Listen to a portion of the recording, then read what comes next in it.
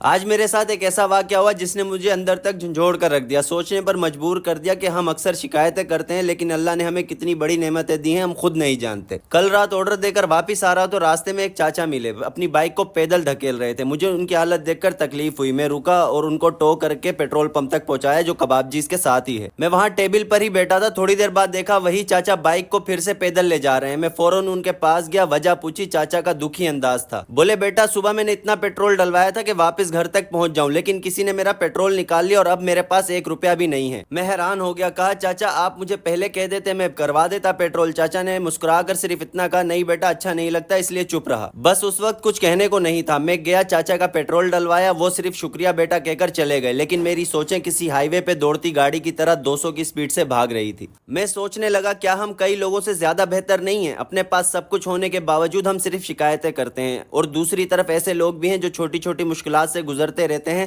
پھر بھی ان کے چہرے سے مسکراہٹ ختم نہیں ہوتی۔ مجھے یاد آیا میں نے ایک دن کہا تھا جو بھی فالوور آرڈر کرے گا اور مجھے ٹپ دے گا اس ٹپ کو میں جمع کروں گا اور کسی کی مدد میں خرچ کروں گا، تو یہ راستہ مجھے مل گیا۔ آج کے بعد اگر رات کے اندھیرے میں گرمی کے موسم میں کوئی بائک والا مجھے راستے میں ملا جس کی بائک میں پیٹرول نہیں ہوگا، میں اسے ٹو نہیں کروں گا، میں اسے 200-300 روپے کا پیٹرول گفٹ کروں گا۔ میں اپنے ساتھ ایک بوتل پیٹرول کی ہمیشہ رکھا کروں گا۔ نہ کوئی صدقہ، نہ زکوٰۃ، نہ احسان، صرف اللہ کی رضا کے لیے ایک بھائی کا دوسرے بھائی کو تحفہ۔ میں نے اپنے کچھ دوستوں سے بھی بات کی، انہوں نے بھی کہا کہ عمیر آپ شروع کرو، ہم آپ کے ساتھ ہیں، جتنا ہوا ہم کریں گے، اور انشاءاللہ جتنا مجھ سے ہو سکا میں کرتا رہوں۔ آج کے آرڈرز کی تفصیل نہیں بتا پاؤں گا، لیکن آج صرف 4 ٹپ والے آرڈر تھے اور مجھے ٹوٹل ٹپ ملی ہے آج 450 روپے۔ زندگی صرف اپنے لیے نہیں جینی، کبھی کبھی کسی اور کے لیے رک جاؤ، کسی اور کی مدد کر لو، کیونکہ جو دعا اس دل سے نکلتی ہے جس کا کوئی نہیں ہوتا وہ آسمان پھاڑ کے ضرور اوپر جاتی۔